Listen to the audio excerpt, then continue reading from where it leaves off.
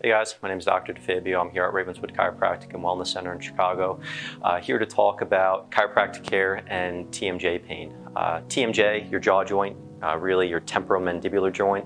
Fancy medical terminology is called TMD, temporomandibular dysfunction, when you're having some sort of condition related to that joint. Now, it's always important to make sure what your options are for treatment if you're conservative care candidate or if you need more invasive procedures. And that all real starts with an assessment.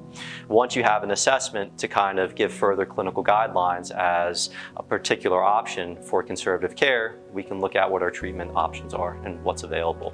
Chiropractic care is hugely important to make sure that you reestablish proper joint mechanics of not only the jaw joint, but also the upper cervical spine.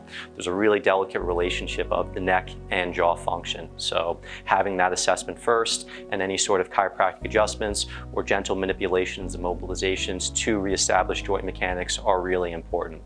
You also need to make sure that you're addressing any muscle tightness, so any myofascial release procedures, whether done by a chiropractic physician, a licensed massage therapist, or any other provider that has experience dealing with the muscles, not only again around the jaw, but also the head and neck as well, because those two, just like we mentioned before, have a very close relationship.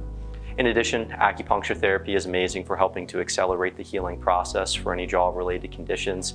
There may also be some home care stretches and exercises that we can prescribe to you as well, based off of, again, how you're presenting.